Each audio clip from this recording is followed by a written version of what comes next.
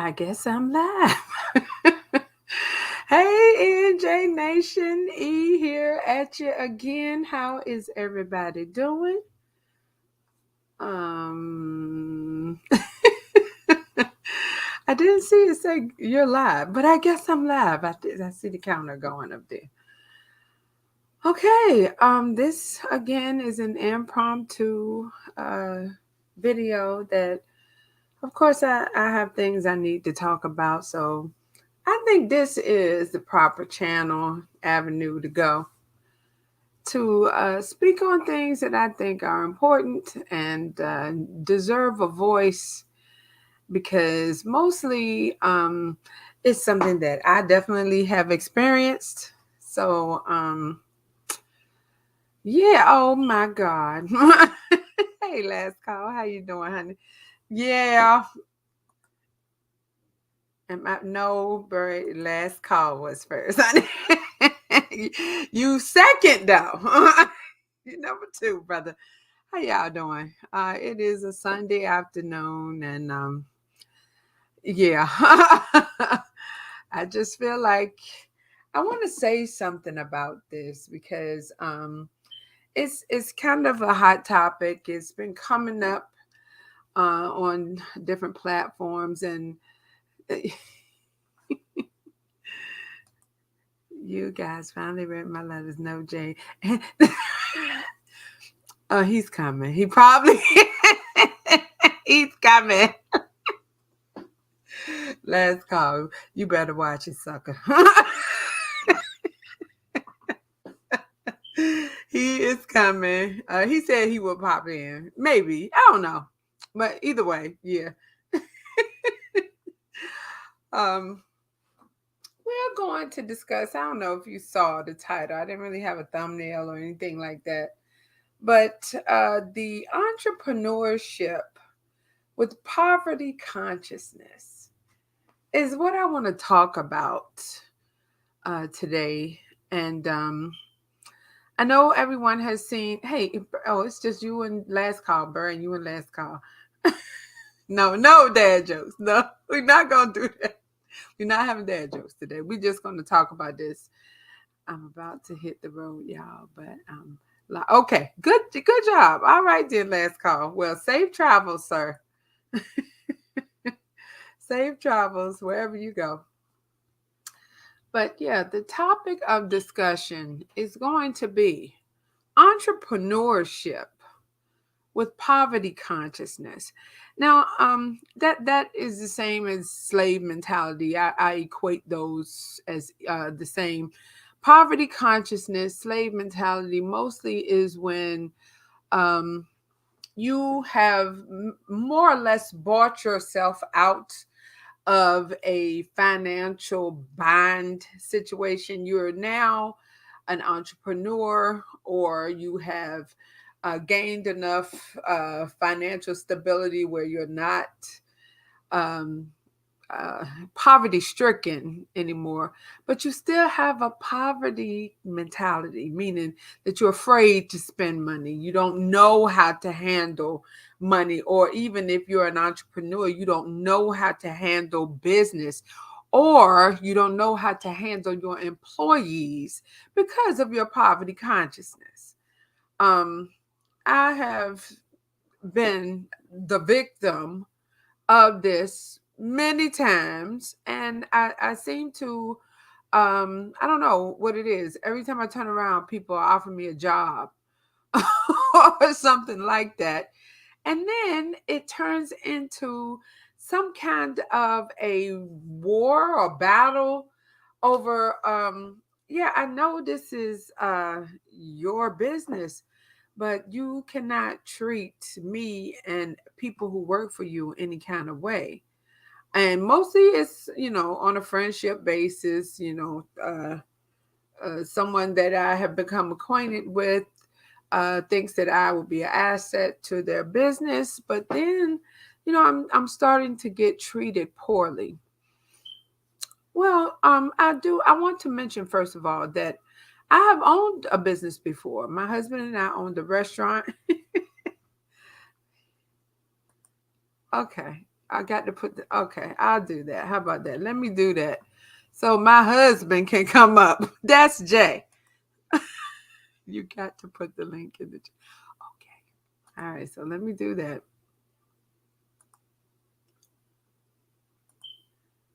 All right.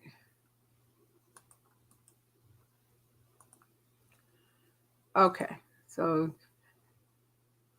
there you go. You can come on up if you want to.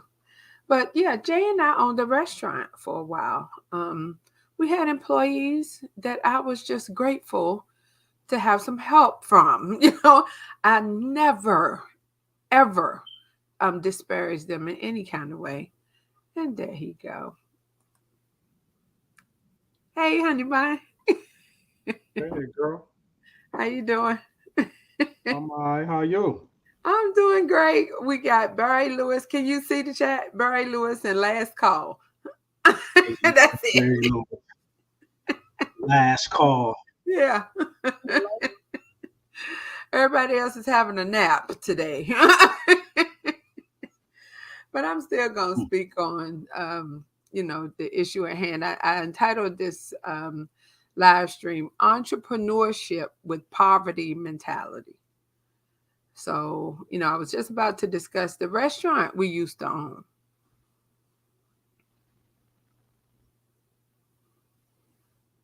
Can you hear me? I don't know. I hear it's like echoing down here.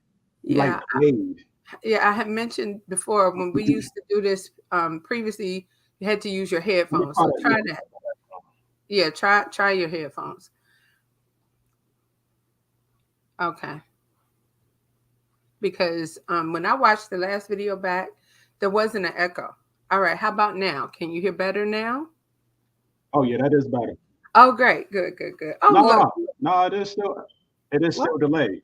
Ah, hell. Okay, well, I don't know what to do then, because I remember we used to use the um, headphones.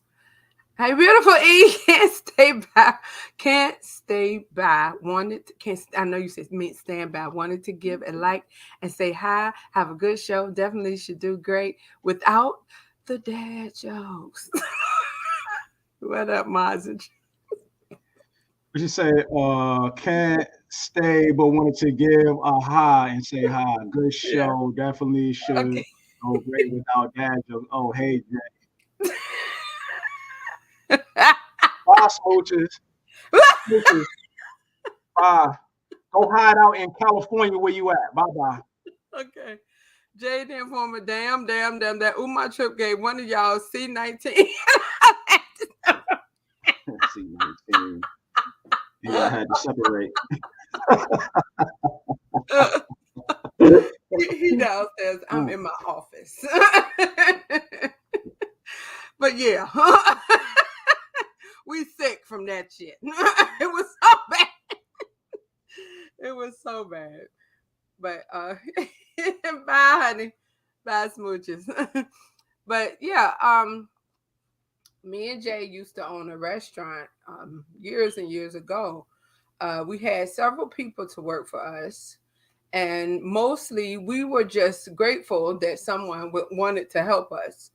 And I would never yell at an employee or make them feel like that they were less than everything, because we need y'all. We need all the help we could get.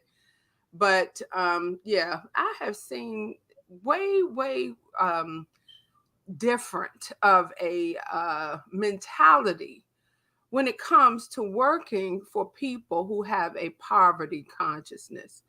Um, yeah, I've since I removed myself from corporate America, because that's where I've always worked my whole career.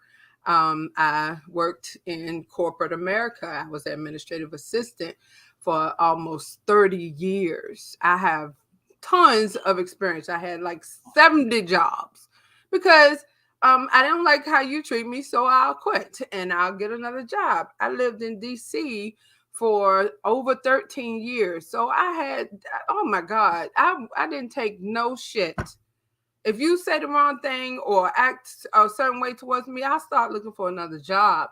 And it was so easy, but that was way years ago, back in the 80s and early 90s, that I did that kind of thing. And yes, I never would tolerate poor behavior.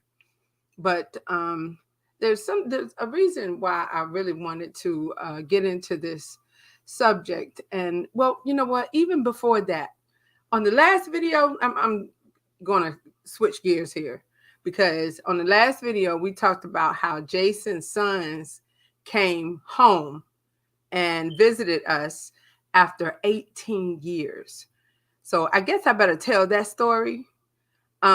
Way back when I first met Jason, I invited him to my daughter's 2-year-old birthday party because he said he had twin boys. I met Jason at the club in the parking lot. Matter of fact. So as we are getting to know each other, I'm telling him about me. He telling him about himself, telling me about himself. And of course, he talked about his kids. So I'm like, oh my God, you got twins? So I said, my daughter's birthday party is in a couple of days, because I met him on March the 9th in 2001. And my daughter's birthday party was March the 13th. So he bought his twin boys to her party. And that was it. I was like, okay, yeah, this guy is what I want. Them children made me look at him very seriously, because I had left her dad because he turned out to be a whole crackhead. And I wanted way better for my daughter. And when I met him and those cute little boys, I thought he would be a great addition to our family and the children and all of that. I just thought that would be really great. Of course, there's a baby mama involved, because they're our children. So, um, of course, there's a baby mama involved, because they're our children. What happened? Did you hear that? Do you hear that? Did you do something, Jay?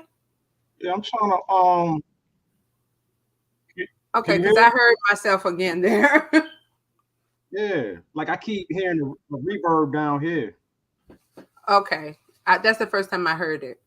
It came across on the video. So anyway, the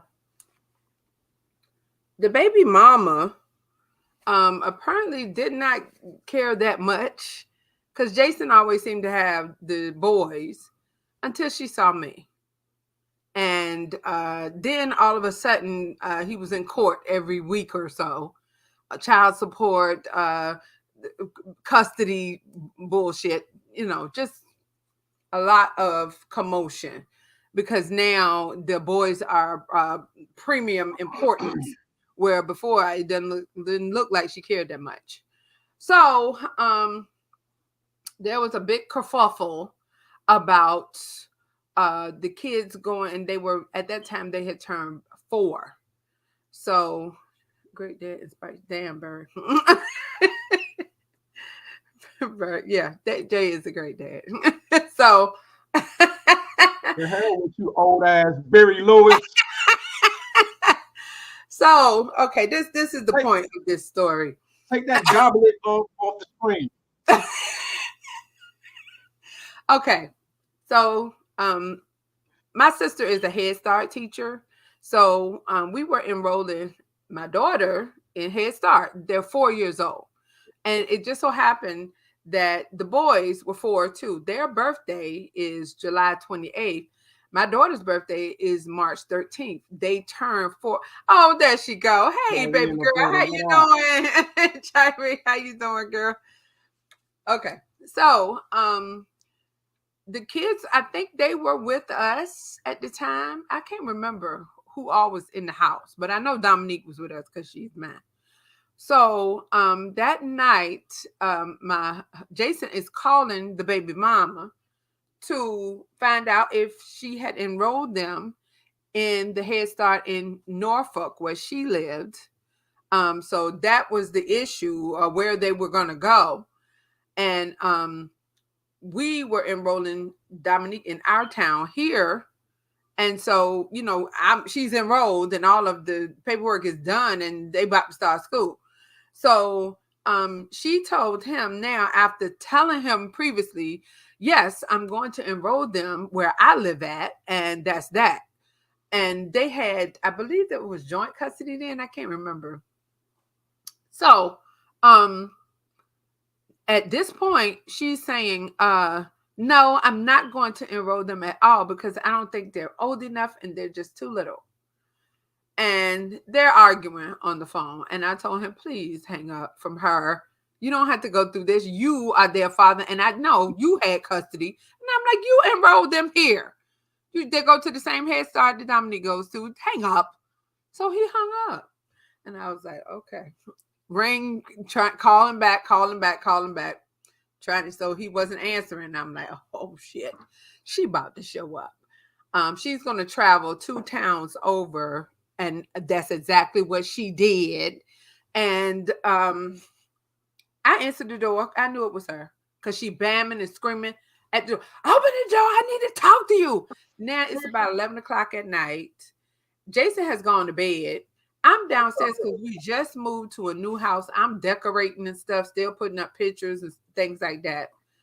So she's bamming at the door, hollering in front of all our brand new neighbors. And I'm like, oh my God. So I called the cops right away. And I told them, listen to this is what we got to do. And they could hear her through the door. I'm like, oh my God. So I called the cops right away. Honey, whatever you're doing is making it reverb back up here. You got to turn it. You getting it down there? Are you doing something? I'm trying to work with it to stop it. Okay. So you know what? Let me shut the door. I'm gonna shut the door.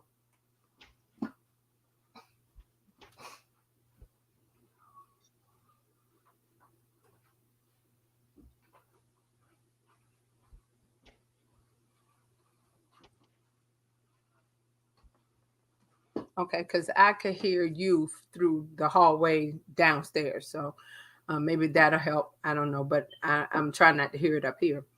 So anyway, I opened the door and she's just like barging her way in, telling me I need to talk to Jason about whatever she said. And I was like, no. Okay, he fell off. But anyway, she was like, yeah, you the problem. This is why we can't get along, and blah, blah, whatever she said. And he heard us arguing. So he came downstairs. He's in his underwear.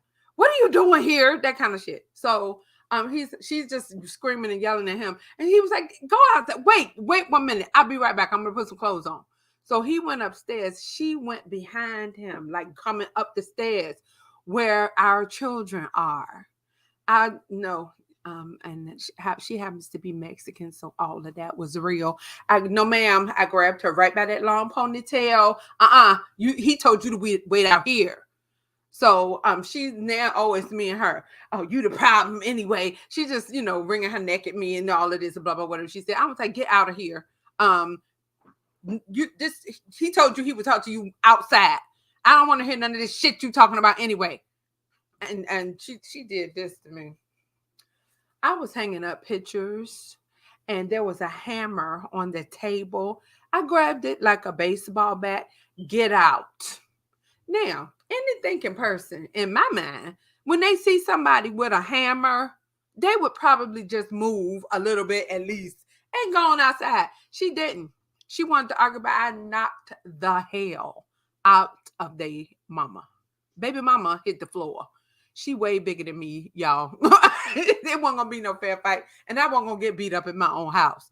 So nah, you gonna catch it today. You came over here to fight. So now she bleeding all over my carpet, and I got a little scared because she ain't moved.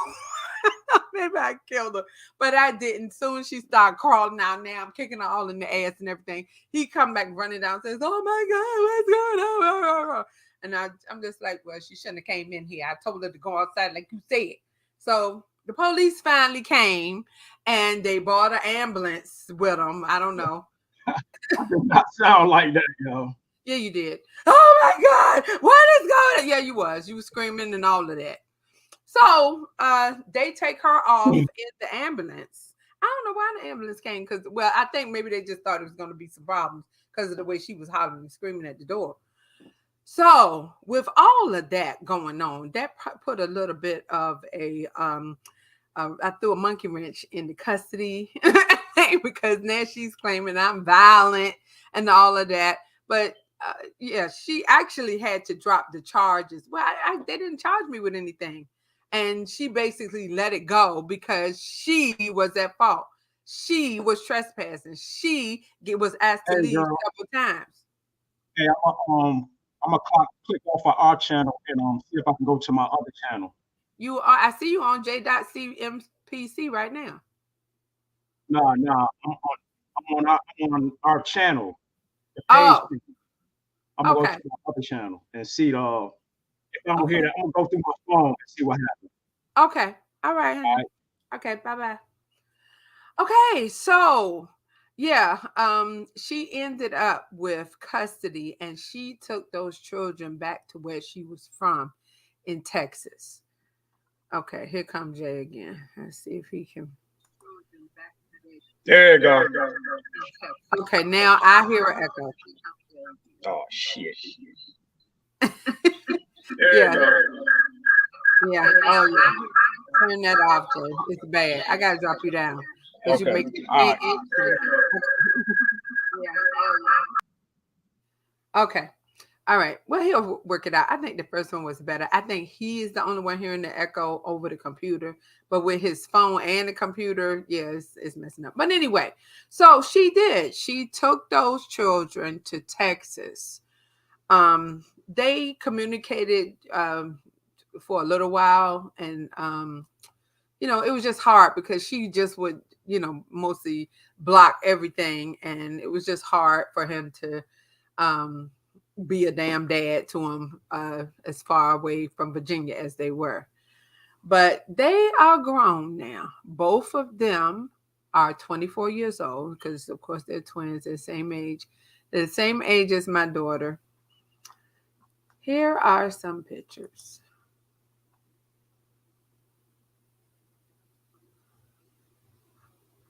Okay. Okay, first, this is them when they left. That's how they looked. That is Rakim on the left, and that is Jalil on the right. So that's how little they were. They were like 4. No, because they did end up going to Head Start, 4 or 5 when they left. And this is how they looked when they came back. They were a delight. They were they just was like, yeah, we know our mom. So I'm sure she dragged us for filth, and we're the worst people in the world. Jason is the devil, and I'm his handler, all of that. But yeah, they were just open and really, really positive. So we had a great time with them. And just to let you know, that's my son there in the middle, me and Jason's son, that's JJ. He was 1 year old. One 1 years old when they left. So he didn't remember them, but they remembered him. So when they came back, they wanted to see their baby brother. So there he is. It was really, really something. And here's everybody. Jason, his sons, and our son JJ. They're out there on the porch. And it was just a really, really good time. Um, we were so happy to see them. They were just excellent people, and despite their damn mama. And I don't mean that in no way against y'all. You can't help how she acts. So that's what that was.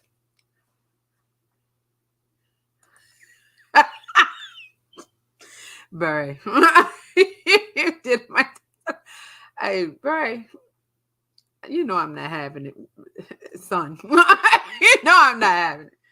But anyway, yeah, it has all come full circle, and they actually came to visit us. They are both stationed in Texas, and Rakim went into the service before Jalil did, but now they're both on the same base, and I don't think they live together because Jalil still has to be in the barracks because he's newer than Rakim, and Rakim has his own apartment. So now back to the subject matter at hand. I really want to stress this poverty conscious or poverty slave mentality situation that has been going on. Well, it's been going on forever, but it has more or less been brought to the forefront for me because I believe it's been maybe about a month now. Whenever the Eagles played the Commanders out in DC, I went to visit my good friend out there, and my husband was going to the game. So we when it was game day, I went to her house. She picked me up from the metro, and my husband went to the game. So she was like, "Well, where do you want to go eat and all of that?" And I was like, "I want to visit the restaurant you were telling me about, the Italian one that you took your niece to." So first, let me go there. I really want everyone to know about this restaurant. It's Bella Vita Italian Eatery. It's located at 9675 Liberia Avenue, Manassas, Virginia. Let me take this. Oh, my husband got the banner going across. No need for that. I want y'all to see this. There's the phone number, and there is their website. This place was so good. I knew immediately that I was going to have to advertise them online and let everybody know if you are ever nearby this area, you must visit this restaurant because the first thing is the food. The food was phenomenal. I got to tell y'all a story about my grandmother on my dad's side, and she was actually my great grandmother because it was my dad's grandma. This woman could make these rolls that I have never had again in my life because she died until I went to Bella Vita restaurant in Manassas, Virginia. I was too through with the rolls. I could not get past the rolls. And our waitress was so sweet. She kept asking, "Do you want some more rolls?" And I'm like, "Yes, ma'am. I sure do." The rolls were everything. I mean, they were fluffy and light and delicious. And oh my God, the rolls were to die for. So I wanted to know who in the world in the back there is making these rolls. And they were just so nice. The customer service was excellent in that place. I'm going to show you some pictures because I ran my mouth so much. Yeah, we got to taking pictures. I wanted, first of all, to have the wait staff acknowledged. And I kept asking them, do these people that manage this place realize who they have here? Because this was our waitress. Her name is Dia. She was superb, the most kind and excellent waitress that haven't come across recently. This lady was so nice to us, and this was her counterpart, Kaylee. Both of these women were so good to us. They treated us like royalty. So I wanted to talk to the manager. I do that all the time. When I get really, really good service, I want somebody to know that these people who work here are doing your business a great courtesy. So they did not bring me the manager, they brought me the owner. This man, Kevin, and here's a picture of me, my good friend Chiree, and Kevin, the owner. That that's the owner, y'all. Right there. He came out and talked to us. I can't even tell you. I cannot believe how kind this man was. First of all, let me let you know right off the bat, I'm like, sir, I want you to know that these ladies right here need a raise. They have gone above and beyond their duty as waitresses here. They have treated us like royalty. I have never had a better time. And this food is superb. That man said out of his mouth right then, he says, I cannot exist without these people. I had to stop what I was doing. I stopped right there because he let me know that he did acknowledge and understand what he had in these people that work for him. He told me his philosophy of life is that the old adage, you do unto others as you would have them do to you. But he was just like, no, I definitely recognize that the people here are why we're here. I just give them a platform to shine. And they do. He says, we take care of each other here. And those girls the whole time were nodding their head. Yes, he's the best boss they've ever had. So I asked him, was he hiring? Because, yeah, I will make the commute. Okay. But that is absolutely unusual, which it should not be. This should not be the norm. That should be the norm. What we see, especially in the Black community, is the opposite of this, where the poverty mentality mostly lends to people being harsh and cruel to the people that work for them and have the ability to mostly make or break your business. Even when I was in corporate America, um, I had issues. Of course, we all do have issues.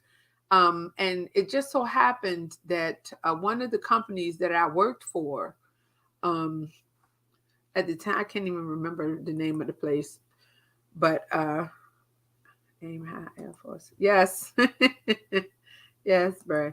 Um, there was a manager there, and he didn't own the business, but these were engineers. It was an engineering firm, and I was the administrative assistant for one of the departments.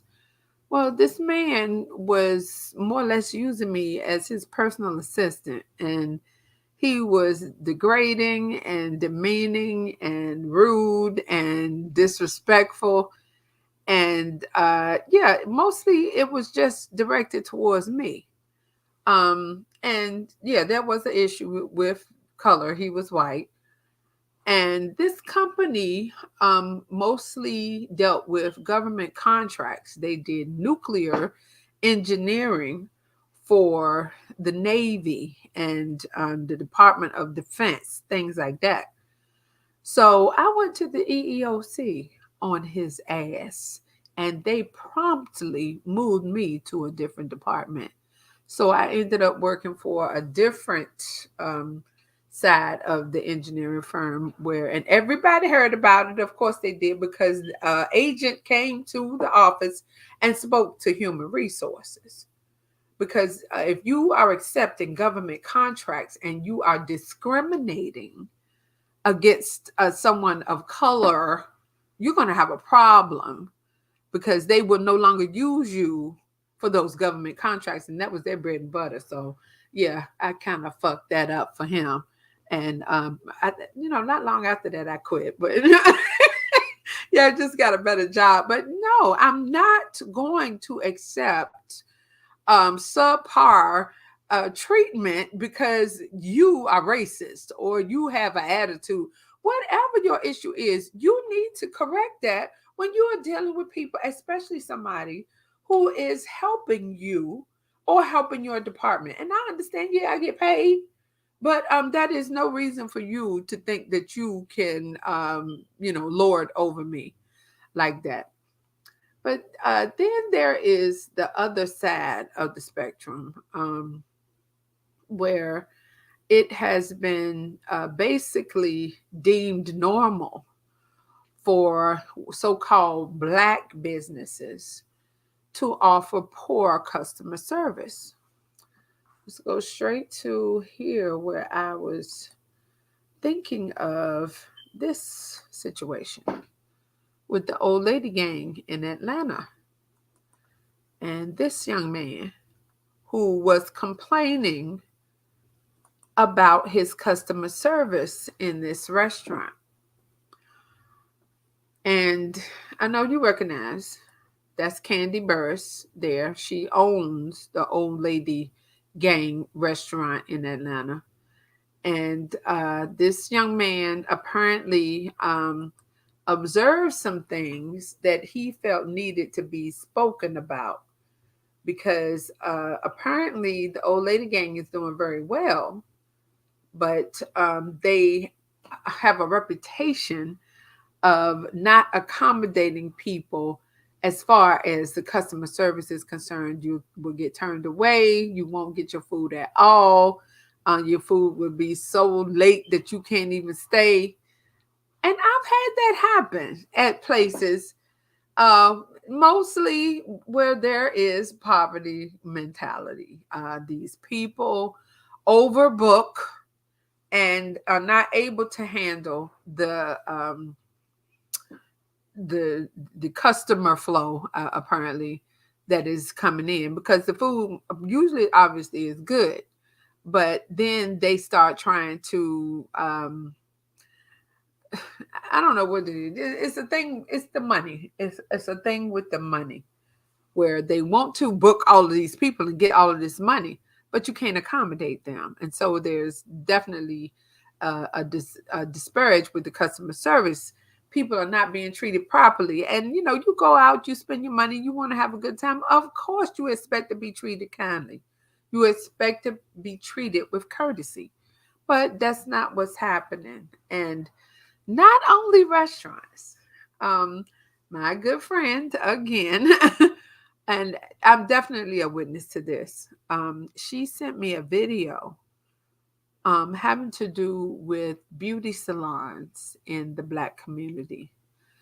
Now, years and years ago, I used to frequent a beauty salon. It's the funniest place in the world. It was called Cut, Curl Up, and Dye. I just thought that was so funny, but they were pretty good. They would have me waiting in there all day on Saturday just to get whatever it was I was getting done. And, I never was much with that. But eventually I learned how to do my own hair. And I don't know if y'all think it looks good or not, but I'm satisfied because a lot of times when I would go to the beauty salon, I take a picture of what I wanted my hair to look like. And when I'm leaving, he said, my hair don't look nothing like this. This don't look, no, I don't, no. And then, of course, you are expected to give up a tip, even if you are not satisfied with the finished product. Um, yeah, I've been in places where girls are buying jewelry and clothes. People are bringing bootleg stuff in there. We doing everything except getting to my hair. And this one girl, every time I come, my apparently it's time for her to eat. So she's eating her hamburgers and stuff all up on my head. I've had horrible experiences. Sometimes I like my hair.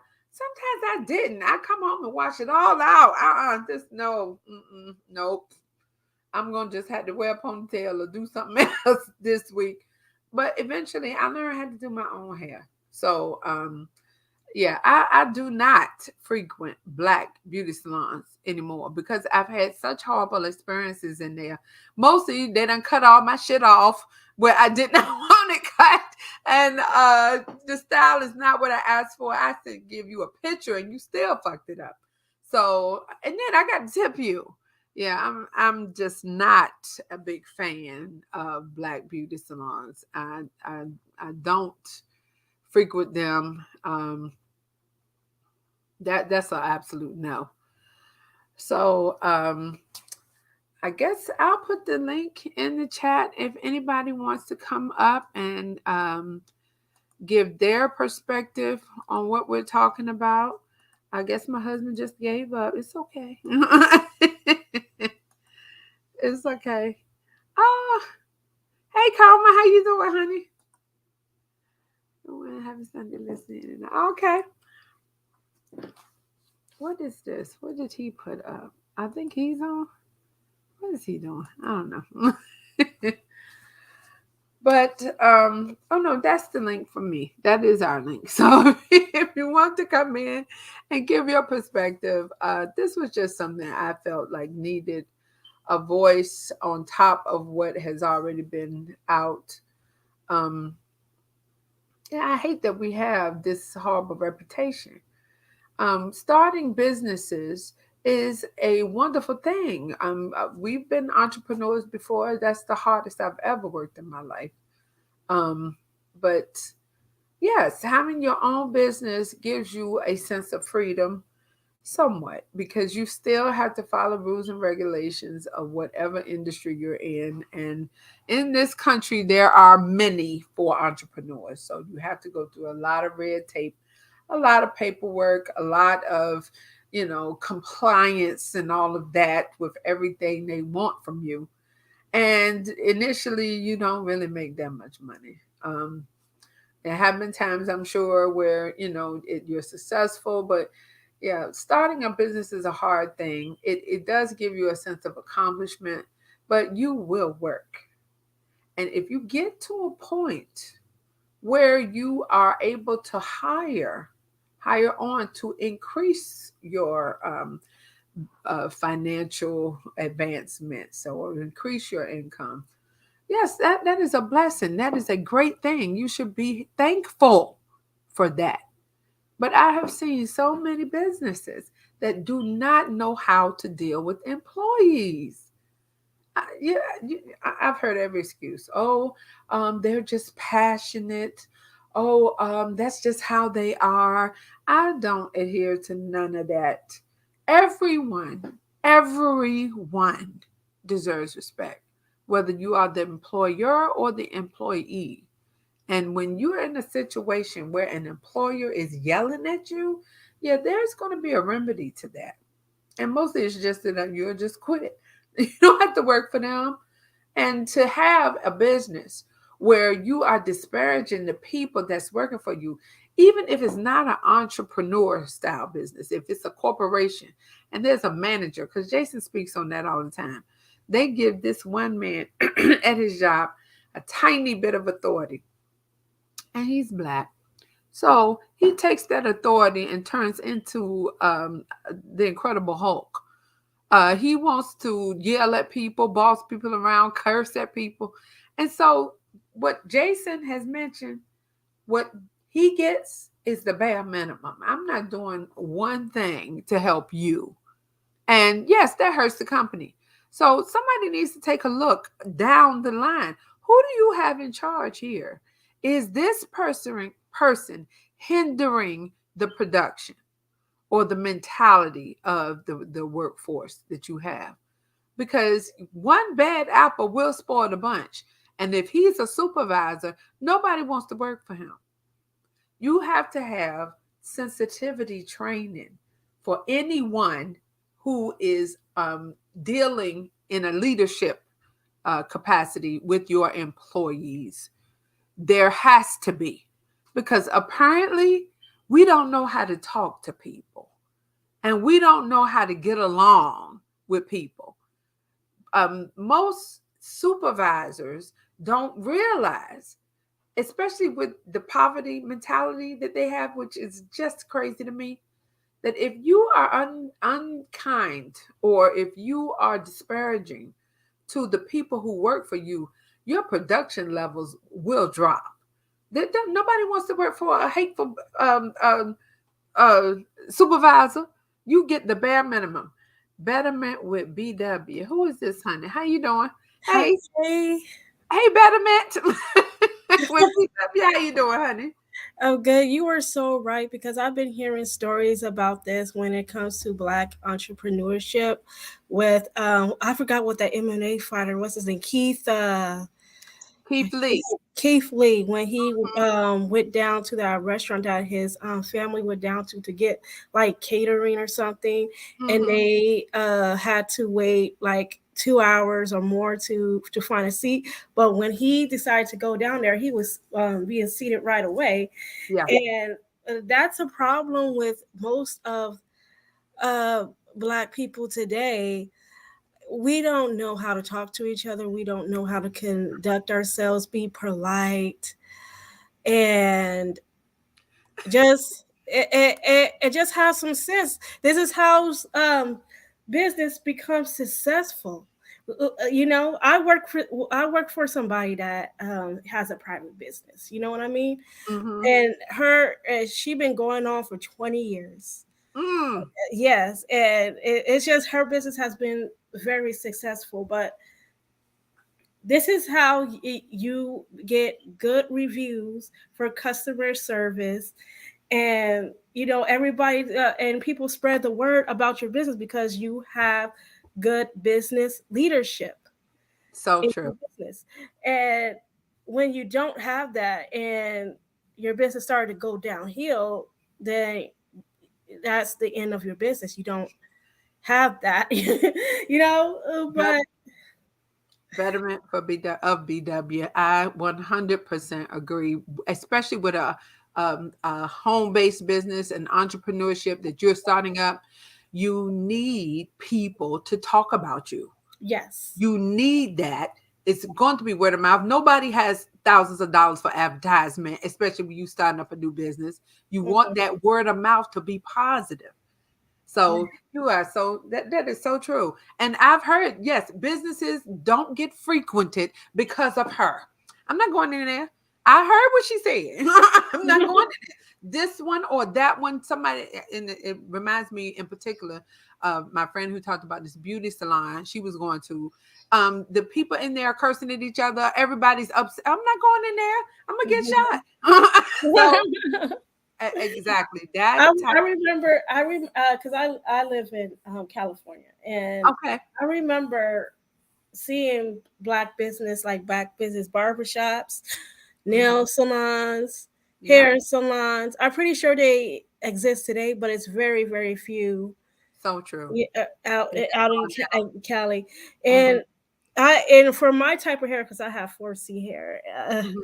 it's hard to find like a black beauty salon in Oh my my, area. I have to learn how to do my own hair. I did too. Yeah, I so, certainly did. but you know, we just as black people, we need to learn how to have good customer service skills and not to be rude, not to be belligerent, and because I've been hearing stories about how people uh, and this is coming from content creators. I've been Mhm. hearing stories of uh, uh, a lady giving this one girl an attitude, and she's like, I'm not going back. Like, we Oh, be like, even if we're not have an entrepreneur business, and if we're doing hair in our private homes, mhm. we're late. Oh, uh, we're, the the how can I say it? They're always stopping between 3 minute breaks between your hair. They and like it, like it's just a lot like that's going on, and then they eat over your hair, which is not over your head. like Yes, ma'am. because I grew up in a community where it's good customer service. Like when I was getting my hair braided as a little girl, because my mom took me to get my hair braided, Mhm. it only took 2 hours for the lady to get my hair braided, and I was done. Oh my God, that's unheard of. Yeah, Unheard of. Oh yeah. my goodness. Okay, I just want to mention the baby mamas that are Yeah. doing hair with their 5 kids running around that apartment. Hmm. I cannot. I have a niece who does Hmm. hair, and yeah, the kids. you can put them in the other room or something where you ain't got to keep beating the kids in between every braid. Right. You got to handle them youngsters somehow. What Right. you It gonna like, oh my goodness, like it's hard to like find somebody that has like a stable sense do? Oh my God. Oh, and have that you said entrepreneurship that they know business, they yes. know their business, and they know what they're getting into. So true. So, it's like I'm seeing other hair salons that are like white, Asian, Indian, and I'm scared to go in those salons because Yeah. they might not know how to do my hair because we Yeah. also I have have some kind of the same kind of apprehension. I'm afraid of them. I don't yeah. know. Like I was like, yeah, I'm not stepping in it because they may not know how to do my hair. Right. And not only that, they will probably want to cost more to do my hair. An arm and a leg to mess you up. And speaking of that, you would not know what I heard when one of the ladies went into their one of the black salons. Hmm. The lady want to charge her for like a fee or something. It was ridiculous. Oh, yeah. Yeah, Well, and yeah, they charge you like for unnecessary yeah. reasons. And it's like, what the heck? I'm only here to get my hair done, Yeah. pay for the shampoo, the rest of Yeah. the clothes. Like I'm not paying for, all these fees. Yeah. Like I can see if there was a late fee, even though I don't Okay. agree with that. Yeah, you know what I You mean? want to charge you a jail fee. No, Yeah. for the but extra jail. but Like, like these late fees, they gotta go uh, because what you can do is tell the customer, we can reschedule another appointment, yes, or like you can everybody make it else. in. Yeah. Yeah, instead of just charging them a late fee, you A know what I mean? $20 late fee when Yeah, you didn't start until an hour after I got here. yeah. Oh, that's yeah. That Because is I gotta take somebody else yeah. here, and Oh you yeah. know what I mean. So In the middle. Yes, ma'am. I yeah, agree. It has become like a stereotype for yeah, black businesses and that that's you embarrassing. expect to get poor customer service. And I hate that because I've been to some places where I was treated very well and it's a black owned business, but yeah, they get no advertisement. So yeah, it's hard to be an entrepreneur, but then we have to overcome the stereotype as well. And some of it's true. Yeah. We've all experienced it. We've all seen that.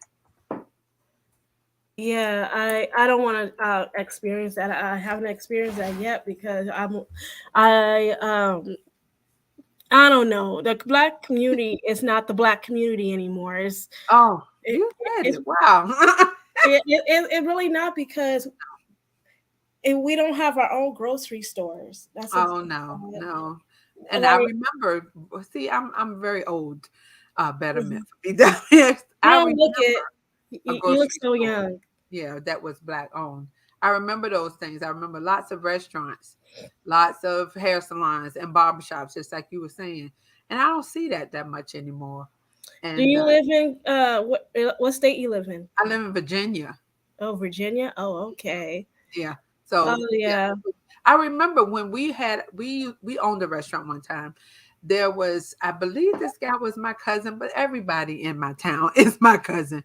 But he Mhm. showed up. He used to own a restaurant years ago, and he came to work for us. And I was like, whatever happened? It was, the restaurant was called a Horseshoe, and he said they basically just drummed us out of business.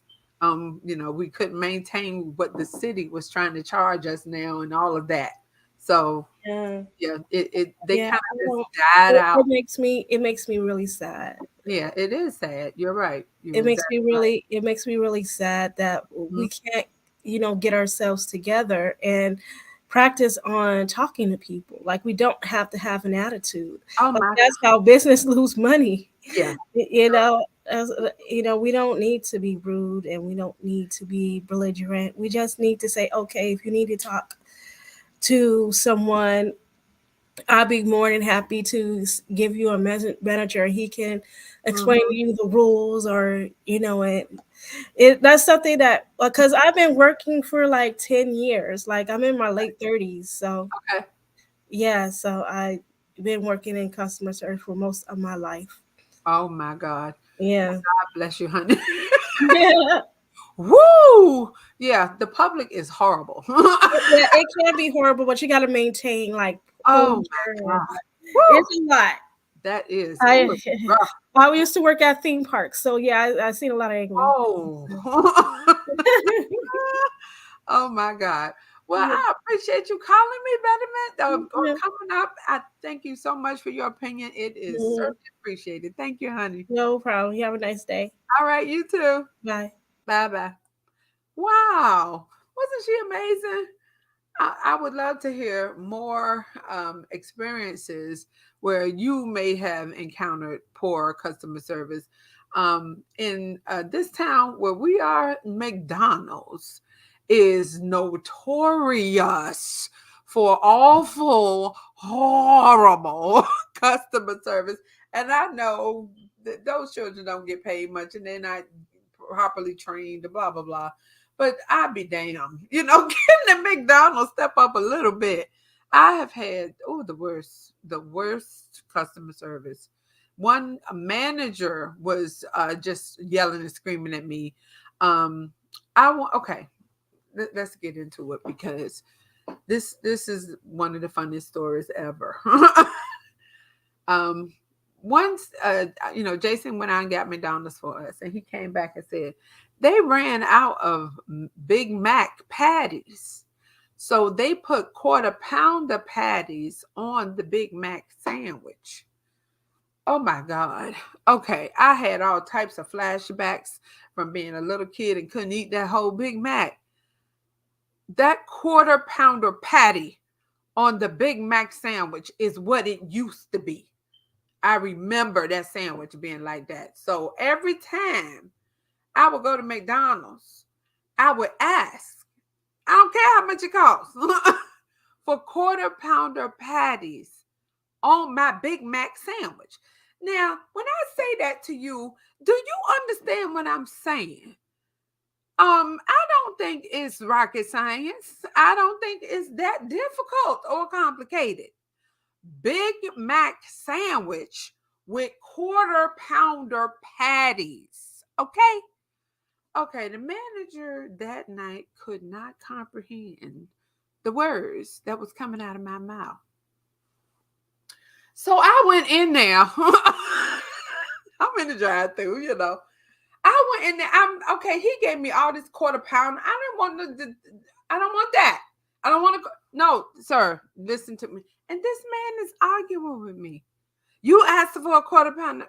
No, sir. No, I didn't. And I'm not a belligerent person. You feel me? Okay. You just don't understand what I'm saying. Can I talk to somebody else? And he was the manager. So I got one of them little kids, in the front. And he said, okay, you want me to make you a Big Mac sandwich and put quarter pounder patties on the sandwich. Not a quarter pounder, right? Right. It's all the Big Mac stuff, sesame seed buns, all of that, special sauce, lettuce, cheese, onions on the sesame seed bun. All of what's on a Big Mac, but instead of them little teeny skinny patties y'all put on a Big Mac, put a quarter pounder patty on it. And the guy that I was talking to was like, okay, I got it. I could do that. But the manager said, that's not what you ordered. I'm like, oh my God. Oh, I wrote a whole book to corporate. I'll do that. When somebody, the same way I do for people who are treating me well, I'll go in on somebody who has treated me poorly and just say everything I know. That man's name was David. I know he don't work there no more. I ain't seen him no more. And he was the manager, and the children in there, the teenagers understood exactly what I was saying. He kept arguing with me over what I said. Well, now you can hear what I'm saying out my mouth, not through that machine out there. I'm talking to you. Damn it, I'm breaking up shit. I want a Big Mac sandwich with quarter pounder patties on it. He could not comprehend. He was stuck. He didn't get it. So yeah, I did not get what I wanted. We actually went to another McDonald's, and that night they didn't have quarter pounders, so they didn't have no quarter pounder patties either. But yeah, customer service is a big deal, and I hope I want to put it up again. I hope anybody in this area will frequent this restaurant, Bella Vita Italian Eatery. It's at 9675 Liberia Avenue, Manassas, Virginia, 20110 571 379 8560 is their number, and their website is www.bellavitaonline.com. You will not be disappointed if you go in that place. Those people are wonderful. The food was excellent. I want everybody in the world to go visit these people. If you want a 5-star experience, and they weren't that expensive, but the customer service impressed me so much that I'm making a video. You feel me? So that's what I really wanted to talk about here. I wanted to talk about that restaurant. I wanted to talk about people who don't know how to treat their employees and don't know how to treat their customer base.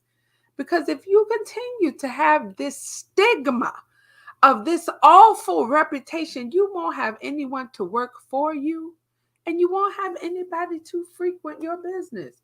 That's just what it is. People deserve respect across the board. I don't want to hear about your passion. I don't want to hear about that's just how you are. Well, you shouldn't have a business. If you cannot produce professionally, then you don't need a business. Business requires professionalism, and that comes with customer service on both ends of the spectrum. People who run businesses in this haphazard, struggle, shoddy type of way, yeah, you're just going to have a struggle business. It will struggle unendedly. You feel me? It will be a constant struggle. So that's all I wanted to talk about. We had a few people come in. I really appreciate the person who came in and gave her experience. That was perfect for this type of conversation. And I know we've all experienced poor customer service, and I know we've all had a shitty boss too. So thank y'all for stopping by. Thank you for coming in and just talking with me. Oh, let's see. Barry, what you saying? McDonald's can be bad, but Popeyes can be just as bad. Ooh, Checkers. Oh. Well, I don't know what happened. You know, Popeyes with their sandwiches. Everybody's still fighting. I don't think so. Oh, eat that verbs. Who's this? If I hit Virginia, we'll go visit. Thanks for the okay. All right then. Please do. I never thought of getting a quarter pounder pat on the back. Oh God. Eat at Burbs. If you can find a manager that can understand those words, try it. Yeah. Yes. But that's betterment for Black women. I love it. Yes, ma'am. McDonald's is pretty ghetto. Yeah. And you know what? That word sticks out in my mind because my husband said this one time. You can take the person out of the ghetto, but can you take the ghetto out of the person? Not all the time. Because people that I know in particular that have businesses that they run got that poverty consciousness, slave mentality, ghetto professionalism stigma. Yeah, I should say non-professionalism because they ghetto as hell. A ghetto person to me, because see, okay, I'm gonna just say this, and I don't want to disparage anyone who may be in that situation, but I have never lived in the ghetto ever. Now, where my mom's house is, it's the ghetto now. Yeah, a bunch of drugs and came up and through there, a bunch of drug dealers, trap houses, all of that. But yeah, they took care of us. My dad and my mom took care of us. So we don't have that ghetto mentality. And when I discovered it, being around people who got it, I can tell. I can tell how you behave in a restaurant. I can tell how you talk to people you call your employees. And then to hear from uh, other people, oh, that's just how they are. That's just how she is. I don't want to hear none of that. You are running a business. You should conduct yourself as such. You've never worked in corporate America. Well, you need to take some sensitivity classes. That what you are doing will get you basically investigated because you do not treat people with disrespect.